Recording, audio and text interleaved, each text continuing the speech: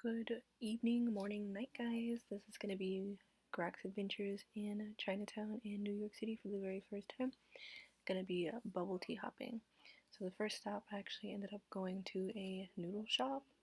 Yiwanmen. I'm going to put the name of it in the description though, because I'm terrible with remembering actual names.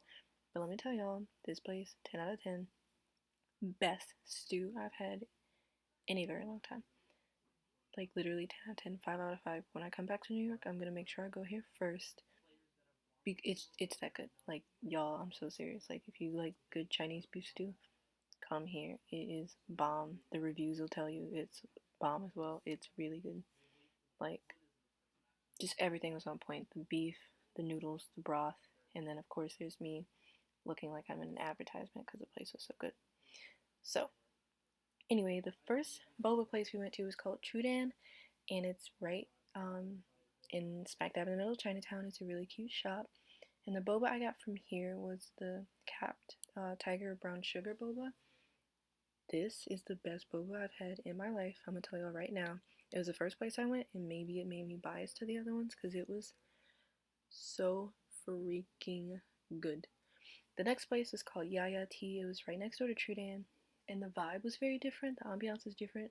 It was a bit more kawaii, cutesy theme. They sell like little plushies and they sell rice balls, which is cute. And their drinks also come in glass jars, which was funny. It was fun, but I didn't want to pay for it. So I got the drink called the Boyfriend, which is mango and lychee with white tea.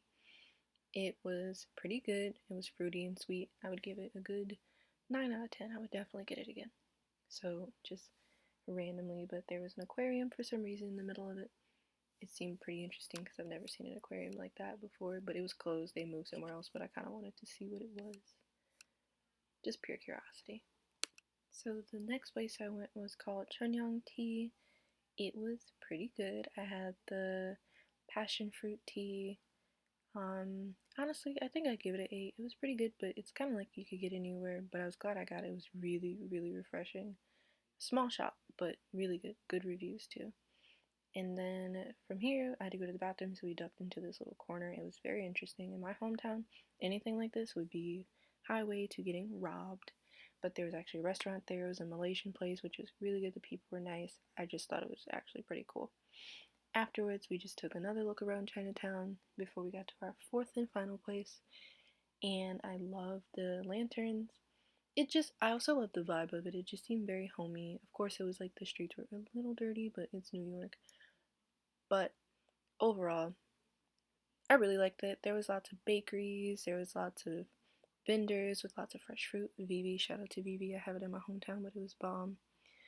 So the last place I went was actually the most highly rated one in reviews. It was called Gong Cha, and I ended up getting the matcha white pearl that I would give a good 9 out of 10. It was really good. I would definitely go back there for it. Afterwards, I went on my very first subway. I've never been on a subway before, and our plan was we were going to catch the subway and go to Times Square. And there's a line friend store in Times Square that we wanted to go to, and I was really looking forward to it. And there was also another boba shop that was near called Hohota, and so I was gonna go there. However, we got on the wrong train, so it was going to take us an entire hour to get there, and the line store was going to be closed. So I just figured, you know what, fine, I'll just go to the fifth boba store, Hohota, which had really good reviews. It was supposed to be truly like Taiwanese, which is everybody knows where boba comes from, and that was going to be that. But what we didn't know was that it was actually going to start raining by the time we got off. And by the time we got to Times Square area, which we ended up not going to because of the rain, I didn't want to get my hair wet. It wouldn't be cute to take pictures. So we were like, you know what? Let's just call it a day. We'll come back another time. And so this is us on our train. I've never seen a double, like a train, like with 2 floors. That was really cool.